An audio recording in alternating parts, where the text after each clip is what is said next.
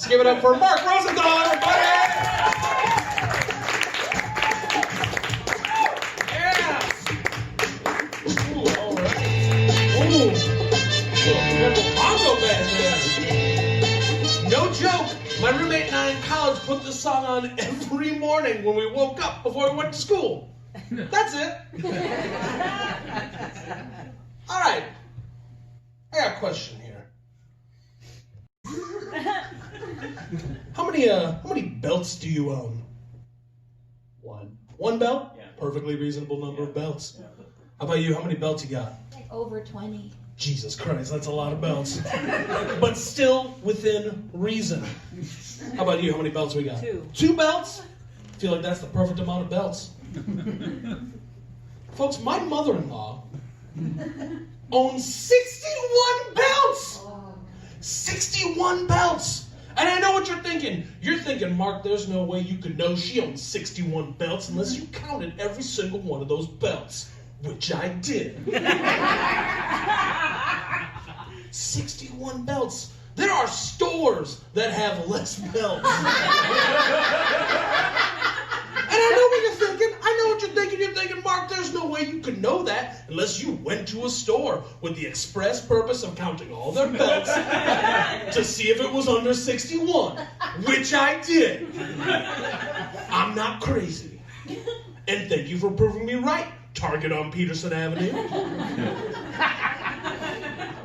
We go to visit my mother-in-law. She takes us into the guest room. She's got this mobile clothing rack, and it's taken up exclusively by belts. 5 consecutive feet of belt. As I'm staring at madness in the form of 40 belts, I say, Mark, there's got to be more belts than this. And there were. There were 21 more belts. And I know what you're thinking. You're thinking, Mark, there's no way you could still know what I'm thinking. It's disconcerting. Also, there's no way you could know there'd be 21 more belts unless you waited for your mother-in-law and her roommate to leave the apartment and then went through every single one of their closets to find all those belts, which I did. I'm not crazy.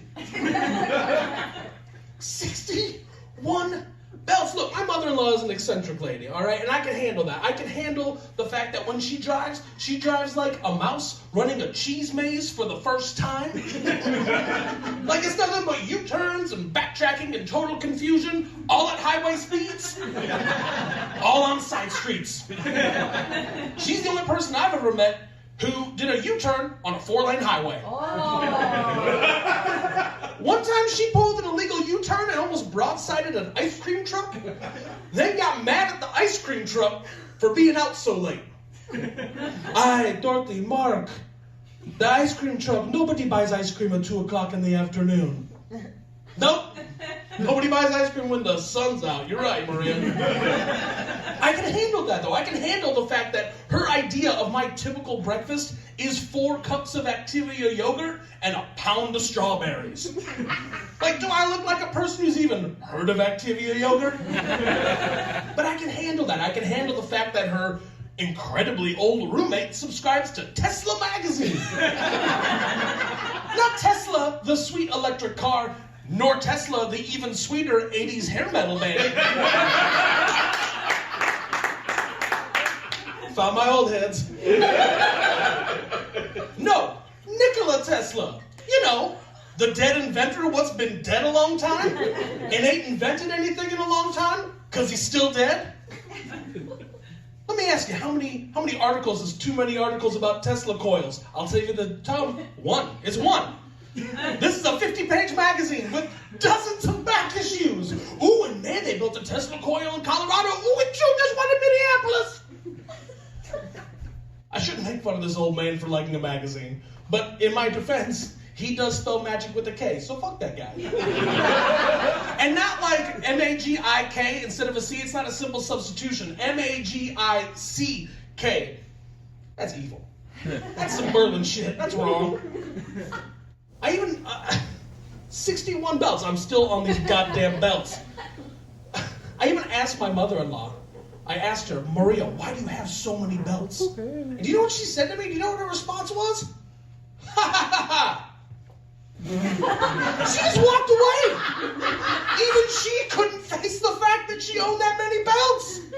And I can understand if it was like a bunch of different kinds of belts, like a sash, an obi, a utility belt, fucking Macho Man's Intercontinental Championship belt, big chewy bandolier. But no, they are all just plain old holding up pants belts. And not only does she own 61 belts, she owns 61 distinct belts, each of a singular make and model. There are no doubles, there are no duplicates, they just is.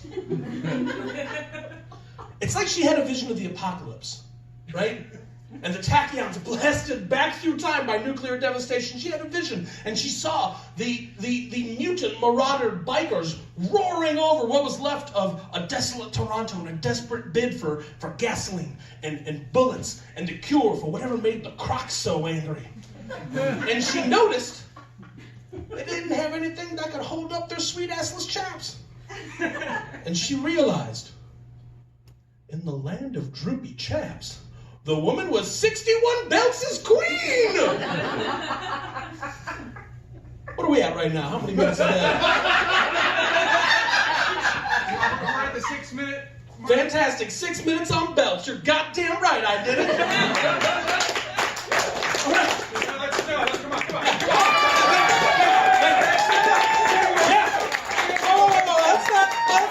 Let's not eat into too much of my time here. I got another very long story. I'm gonna go home and my mother-in-law's gonna be like, why did you spend 6 minutes on belts? That doesn't make any sense. You know what I'm gonna say? I'm gonna say, ha ha ha ha. Speaking of belts, recently we had to eject 2 people from my place of work for engaging in oral sex. I work in a movie theater. Inside the Museum of Science and Industry. Yeah, that's right, an educational institution. What's for kids? It was a Friday morning.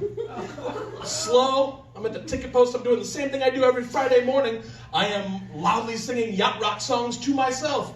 And as I am working through Christopher Cross's Sailing, the best, I see this couple approach, and I knew I should have known something was up, because this guy comes up. First guy, I see him, he's about 60 years old, bald, and just big. Biggest human being I think I've ever seen in person. You know how when people are like skinny on top and wide at the bottom, they're like, oh, they're pear-shaped. This guy was upside down slice of pizza shaped. Just all shoulders, tiny legs. Johnny Bravo become flesh.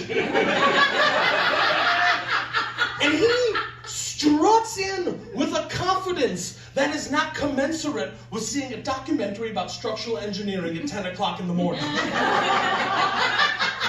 doesn't even stop to show me his ticket, just like, what's up? Behind him is his companion, and she is conservatively at least 30 years younger than him.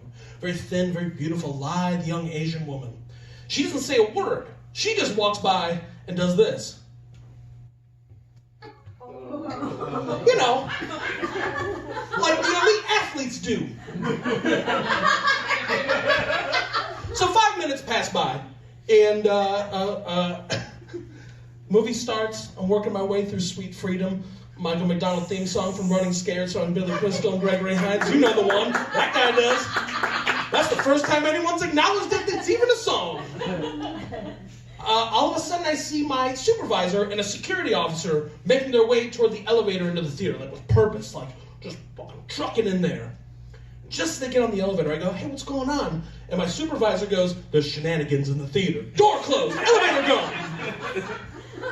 Now, I am a curious fellow, and I am a noted fan of shenanigans. So I abandon my post and make my way into the theater. Now, if you've never been to the Museum of Science and Industry's giant dome theater, it's a wondrous place. 5 stories tall, 76 feet wide, 250 seats. The movies they show there are trash, but there's no better place to watch a trash movie. As I walk in, scanning the theater from the bottom, I see all the stuff you normally see, like a dad and his kids, a mom and some kids, some volunteers, and up in the right-hand corner, I see this couple, and this woman is giving the most vigorous blowjob I have ever seen in my life. Just up, down, up, down, up, down, up, down. There was no love. There was no passion involved. There was only technique. Right? Like this lady clearly went to the MIT of blowjobs. There was too much math involved for her not to snap her neck. I assumed the whole time she was doing it, she was having like those beautiful mind math visions just passing by her head, just like blah, blah, blah, A squared plus B squared equals C squared, blah, blah. Just chowing down on this guy's dick. Just crushing it. Right? Like fine, like a piston from a fine precision German automobile. The kind of blowjob that if it breaks down, you can't take it to a regular mechanic. They ain't got the tools.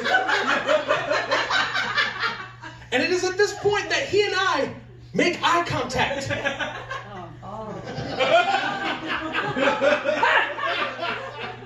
And he begins tapping her head, as if to cue her, say, "Cheese it, the fuzz."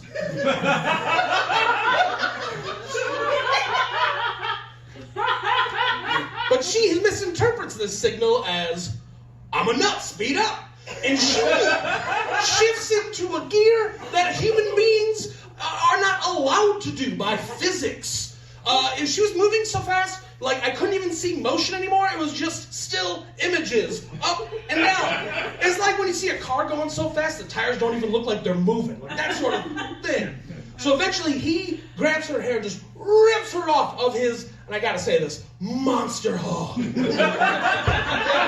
Huge. And I know it was super huge because I could tell from 3 stores away it was uncircumcised. And if you could tell that a dick is uncircumcised from like 150 feet away, sweet dick, bro. He tucks it away as best as he can, and I'm like, well, show's over, time to leave. So I walk out. About 5 minutes later, security finally escorts them out of the theater. You know, the theater that had children in it. No big deal. She should be on a list. The woman, on her way out, she's mortified, right? Rightfully so. Her head's down, she's got her hoodie up, hands in her pockets, because she's being perp walked out of the Museum of Science and Industry. A thing that never happens. Her companion could not have been happier about the goings on. This guy strutted out like John Travolta with a paint can, just fucking rolling out there, as if to say, all right, it's on to the Field Museum, the Shed Aquarium, let's go 3 for 3! Thank you very much, everybody. I've been Mark Rosenthal. You have a great night!